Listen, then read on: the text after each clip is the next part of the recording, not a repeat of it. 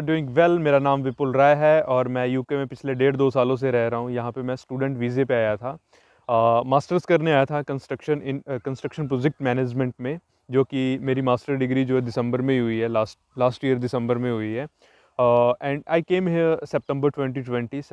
1 साल का मेरा कोर्स था, क्योंकि यूके में जो है मास्टर डिग्री जब आप करते हैं अदर कंट्रीज़ के मुकाबले यहाँ पे 1 साल की ही मास्टर डिग्री होती है। आई थिंक इंडिया में भी 2 साल की है, ऑस्ट्रेलिया में भी 2 साल की है, कनाडा में भी आई थिंक 2 साल की ही है। बस यूके एक ऐसी कंट्री है जहाँ पे आपको 1 साल की मास्टर दी जाती है। इसीलिए ज़्यादा लोग मास्टर डिग्री के लिए यूके ही सेलेक्ट करते हैं। मैंने भी यूके इसीलिए सेलेक्ट किया था कि थोड़ा शॉर्ट, क्योंकि काफ़ी टाइम हो गया था, डिग्री भी की थी सिविल इंजीनियरिंग में, तो फिर अब थोड़ा शॉर्ट टर्म के लिए डिग्री ढूंढ रहे थे, तो मुझे ये बेस्ट लगा। तो मेरी स्टडी कंप्लीट हुई और मुझे पीएसडब्ल्यू मिला। यहाँ का जो अभी गवर्नमेंट ने, यूके गवर्नमेंट ने जो रूल निकाला है कि जो भी यहाँ पे सक्सेसफुली जो है कि अपना मास्टर डिग्री कंप्लीट करता है, उसको क्या है कि आप वो यूके गवर्नमेंट की तरफ से आपको वर्क परमिट दिया जाता है 2 साल के लिए। तो स्टडी कंप्लीट हो गई थी और 2 साल का वर्क परमिट भी मिल गया था, तो फिर मैं इंडिया हो के आया हूँ। अभी काफ़ी टाइम में रह के आया हूँ, आई थिंक 2-2.5 महीने रह के आया हूँ। तो फिर कल ही मैं वहाँ से इंडिया से आया। तो इंडिया गया तो काफ़ी लोगों की प्रॉब्लम्स थी, तो मुझे लगा कि चलो एक यूट्यूब के माध्यम से आप लोगों की जितनी भी हो सकती है हेल्प कर सकूं। तो सबसे पहले हम बात करेंगे कि आपको स्टडी वीज़ा अप्लाई करने के लिए क्या करना होता है। तो first you have to apply for offer letter. आपको ऑफ़र लेटर अप्लाई करना होता है। यूके में आप 4-5 यूनिवर्सिटीज़ में अपना ऑफ़र लेटर अप्लाई कर सकते हैं, जो कि फ्री ऑफ कॉस्ट है। एंड आप एक ये जो अपना ऑफ़र लेटर है, एक एजेंट के थ्रू भी कर सकते हैं और आप खुद से भी कर सकते हैं। आप अपनी रिसर्च करके, अगर आपके पास टाइम नहीं है और आप रिसर्च नहीं करना चाहते, तो आप कोई अच्छा एजेंट ढूंढिए और उसके पास आप जाइए और उसको बोलिए कि मुझे यूके के लिए ऑफ़र लेटर अप्लाई करनी है या स्टडी वीज़ा अपना अप्लाई करना है। तो मेक श्योर कि आप किसी रेफरेंस के थ्रू जाइए, कि किसी ने उन एजेंट के थ्रू अपना वीज़ा लगवाया हो और एक जेन्युइन फ़ीस लेते हों। फ़िलहाल तो यूके गवर्नमेंट यूके की यूनिवर्सिटीज़ जो हैं फ्री में ही अपना ऑफ़र लेटर देती हैं। अदर कंट्रीज़ जो है उसके चार्जेस होते हैं, लाइक कनाडा, ऑस्ट्रेलिया। अब जब ऑफ़र लेटर अप्लाई करते हो तो इनके कुछ नॉमिनल चार्जेस होते हैं, लेकिन यूके में नहीं होता कोई भी चार्जेस। तो जब आपका ऑफ़र लेटर आ जाता है, तो आपको क्या है कि ऑफ़र लेटर में 2 चीज़ें होती हैं, एक कंडीशनल और एक unconditional. Most of the case जो है कंडीशनल आती हैं। मेरे केस में मुझे याद है कि मेरी अनकंडीशनल ऑफ़र आई थी। कंडीशन में वो क्या लगाते हैं कि अगर आपको आइल्स की, इंग्लिश की रिक्वायरमेंट है तो आपको बढ़ानी पड़ती है, या आपको कई यूनिवर्सिटीज़ है जो बिना आइल्स के नहीं अपना जो है ऑफ़र लेटर देती, तो वो आपको कंडीशन लगा देते हैं कि आपको आइल्स करना पड़ेगा, या कुछ और भी उनका कुछ भी रिक्वायरमेंट आपके डॉक्यूमेंट्स को लेके हो सकता है। तो आपको वो फुलफ़िल आप जब करते हो, तो आपको जो है कि आपको फिर अनकंडीशनल देते हैं। अनकंडीशनल ऑफ़र लेटर के बाद आपको वहाँ पे लिखा होता है कि आपको एक कैश लेटर होता है कि कन्फर्मेशन जो होती है, confirmation of study, I I think ऐसे ही होता है, मुझे एग्ज़ैक्ट याद नहीं आ रहा है, कैश लेटर लेकिन बोलते हैं। अ, आपको कैश लेटर अप्लाई करना होता है। जब आपका कैश लेटर आ जाता है, कन्फर्मेशन जब यूनिवर्सिटी की तरफ से आपको आ जाती है, तो आपको फ़ीस जमा करवानी होती है। फ़ीस जब आप यूके यूनिवर्सिटी में आप फ़ीस देते हो, फिर उसके बाद आपको जब आप फ़ाइल एम्बेसी में रखने वाले होते हो, तो आपको 28 डेज़ ओल्ड फंड भी चाहिए। जी हाँ, कि आपके जो लाइक अगर आप लंदन में आ रहे हो, तो आपको, तब जब मैं आया था तब आई थिंक 11.5 या 11 लाख के करीब करवाने पड़ते थे।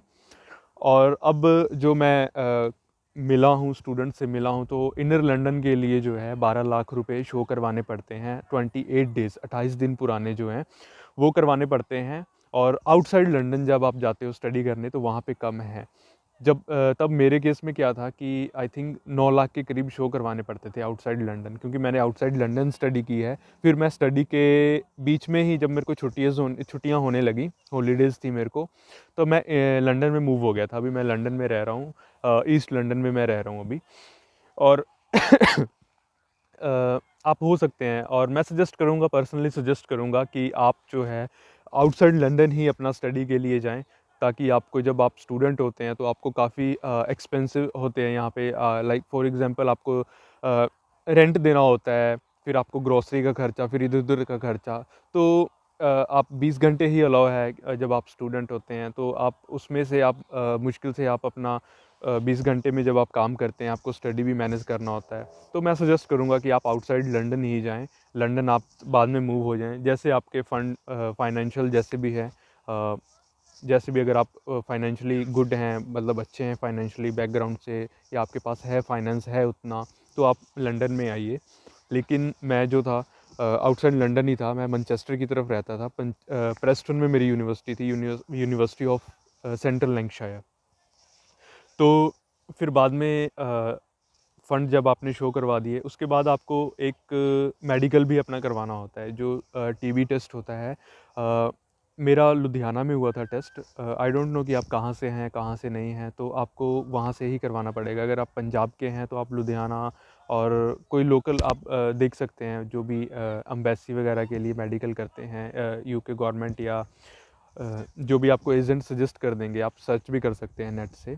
तो मेरा लुधियाना में हुआ था मेडिकल, और चंडीगढ़ में भी होता है, लेकिन मैंने लुधियाना में करवाया था क्योंकि मेरा सीधा रूट पड़ता था, ब्यास अमृतसर से सीधा रूट पड़ता था। तो फिर उसके बाद क्या है, मेडिकल हो गया, फिर आपको एनएचएस, जो कि हेल्थ सरचार्ज, जो हेल्थ इंश्योरेंस जो होती है, वो भी कंपलसरी है। अगर आपकी 1 साल की स्टडी है, तो आपको 1 साल का हेल्थ इंश्योरेंस यहाँ पे करवाना पड़ता है, वो कंपलसरी है, उसके बिना आप फाइल नहीं रख सकते। अगर आपकी 3 साल की बैचलर है, तो आपको 3 साल का जो है हेल्थ इंश्योरेंस पहले ही करवाना पड़ता है। तो जब आपने ये करवा दिया, फिर यूके एम्बेसी के लिए आपको फ़ीस जमा करवानी होती है। नियर अराउंड मेरी थी 33,000। मैंने, क्योंकि नॉर्मल, मैंने कोई प्रायोरिटी में नहीं वीज़ा रखा था, मेरा नॉर्मल ही था। होते हैं उसकी फ़ीस ज़्यादा होती है, लेकिन मेरा नॉर्मल मैंने रखा था, तो मेरी 32,000 समथिंग कुछ थी, मुझे याद है, एग्जैक्ट याद है, 32,500 रुपये थी मेरी। तो उस टाइम पे मैंने नॉर्मल लगाया, और मेरा 14-15 दिन में मेरा वीज़ा आ गया था। और एक नॉर्मल होता है, एक प्रायोरिटी होता है, एक सुपर प्रायोरिटी होता है। प्रायोरिटी में क्या है कि 7 डेज़ लगते हैं वीज़ा आने के लिए, और सुपर प्रायोरिटी में क्या है कि आपका एक विदिन 24 घंटे के अंदर आपका वीज़ा आ जाता है आपके पास। पासपोर्ट में वीज़ा लग के आ जाता है। तो मैंने नॉर्मल ही रखा था, क्योंकि आई थिंक 1 लाख से भी ज़्यादा है जो सुपर प्रायोरिटी है। फिर 80,000, 80,000 या 75-80,000 ऐसे ही है कुछ अपना प्रायोरिटी का। लेकिन नॉर्मल का है जो सबसे कम है, तो मैंने नॉर्मल ही रखा था। और अगर आपके पास टाइम है, तो आप नॉर्मल ही रखें। मैं भी सजेस्ट करूँगा कि आप नॉर्मल ही रखें, सुपर प्रायोरिटी या प्रायोरिटी में जाने की आपको ज़रूरत नहीं है। तो ये सब होता है। फिर बाद में जब आपने फ़ीस वगैरह सब जमा करवा दी, फिर आपने अपॉइंटमेंट लेनी होती है। आपके जो हैं फिंगरप्रिंट वगैरह सारे स्कैन होते हैं, डॉक्यूमेंट वगैरह स्कैन होते हैं, आपको ओरिजिनल डॉक्यूमेंट लेके जाने होते हैं। मेरा जालंधर में हुआ था स्कैन, सारे डॉक्यूमेंट जो है स्कैन हुआ था, जब पासपोर्ट के लिए वीज़ा के लिए जब आप अप्लाई करते हैं फाइनली। तो मेरा जालंधर में हुआ था, स्कैन वगैरह हुआ। स्कैनिंग के बाद सब सारे ओरिजिनल डॉक्यूमेंट आपको ज़ेरॉक्स कॉपी नहीं लेके जाना होता है, लाइक फ़ोटो स्टेट नहीं लेके जाना होता है। आपको ओरिजिनल डॉक्यूमेंट्स अपने लेके जाने होते हैं, पासपोर्ट, एजुकेशन, एकेडमिक जो भी आपकी है, वो सब लेके जाने होते हैं। फ़ंड जो आपने शो करवाया, एवरीथिंग, ईच एंड एवरीथिंग, क्योंकि वो स्कैन होके आपको एम्बेसी में आते हैं। और उसमें जो है आप, जी हाँ, और फेक डॉक्यूमेंट कोई भी मत लगाइए। एक फेक डॉक्यूमेंट से आपका सारा ही काम ख़त्म हो सकता है। हो सकता है कि आपको वो रिफ्यूज़ल दे दें, ऐसी रिफ्यूज़ल दे दें कि आपको आगे जाके प्रॉब्लम हो कोई और कंट्री में भी। सो आप कोई भी फेक अपना ना तो आप क्वालिफ़िकेशन का अपना लगाइए, और ना ही अपना किसी एकेडमिक, सॉरी, कुछ भी आप फ़ंड वगैरह शो करवाते हैं, कि अपना ओरिजिनल आप लगवाइए, कि जेन्युइन हो। थोड़ा टाइम लगे, टाइम टेकिंग प्रोसेस है, क्योंकि आपको पेशेंस भी रखना होता है कहीं पे भी आप अप्लाई करते हैं। तो कुछ ये स्टेप्स थे, और भी हम आगे वीडियो में बातें करेंगे, और भी आपको मैं इन्फॉर्मेशन दूंगा।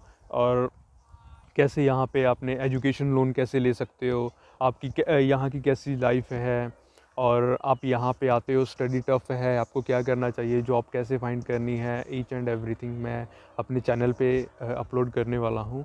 तो अभी के लिए आप, अगर आपको ये जो वीडियो है मेरी इंफॉर्मेटिव लगी, और आपको लगा कि कुछ आपका फ़ायदा हो सकता है तो प्लीज़ मेरी वीडियो को लाइक करें, कमेंट करें कि आप किस तरह की वीडियो देखना चाहते हैं, ताकि मैं आपको सॉर्ट आउट करूं और अपना आपको वीडियो देने देने की कोशिश करूं। आप मेरे से कांटेक्ट भी कर सकते हैं। मैं अपना जो ईमेल एड्रेस है वो आपको मेंशन कर दूंगा डिस्क्रिप्शन में, और हो सके तो मोबाइल नंबर भी मैं अपना दे दूंगा। और क्या कहते हैं, आप कुछ भी, आपको अगर कोई भी प्रॉब्लम आ रही है, अगर आप बिगिनर हैं, आप अगर यूके में रह रहे हैं, क्योंकि एज अ कुछ नए स्टूडेंट भी आए हैं, अगर आप सीनियर समझ के, क्योंकि मुझे यहाँ पे स्टडी हो गई है, मैं पीएसडब्ल्यू पे हूँ, कुछ भी आपको लगे तो आप मेरे से कांटेक्ट कर सकते हैं। चैनल को सब्सक्राइब करें और शेयर करना ना भूलें, ताकि किसी की भी हेल्प हो सके, आपके फ्रेंड की चाहे किसी की भी। सो थैंक यू गाइस, मिलते हैं हम नेक्स्ट वीडियो में।